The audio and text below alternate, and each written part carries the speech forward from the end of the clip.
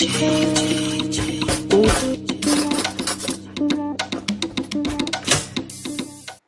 guys, welcome back to my channel. You're watching Linda Lately.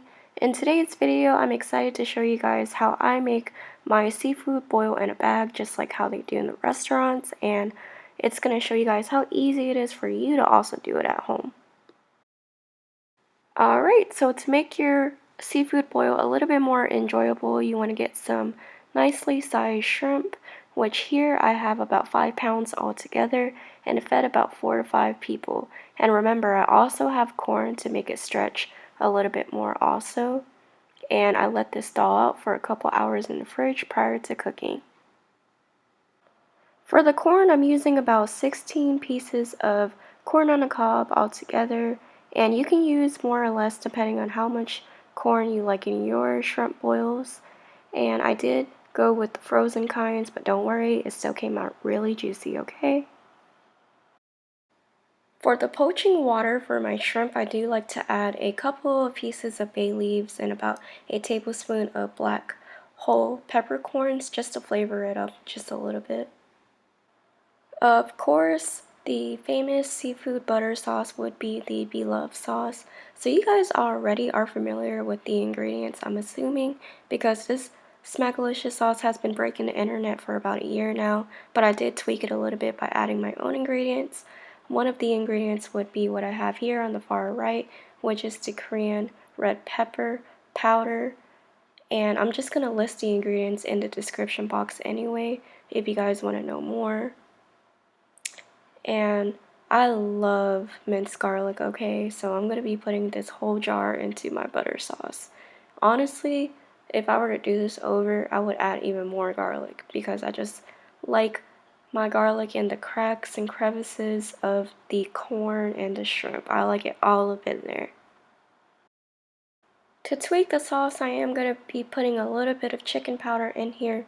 It's basically chicken bouillon powder, but I guess the only difference would be that this is the Asian kind. But I know a lot of people put that in their sauce anyway. I just wanted to show you guys what it is exactly for those of you who may be curious. I do not add salt in my butter sauce whatsoever. In place of that, I'm going to be using fish sauce. Yes, fish sauce. It goes in everything, okay? For the bags, this is the brand that I'm using, the Reynolds Kitchen Oven bags. It comes with 5 in each box.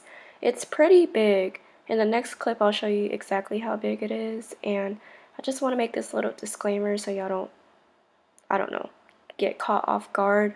It did break on me. One of them did. So you can prevent that by double bagging it or making sure your bag sits on top of a aluminum tray or something to cover it. But I wanted to put it in a bag anyway so it can look like how it does on restaurants, and it's less messy if you eat it in the bag.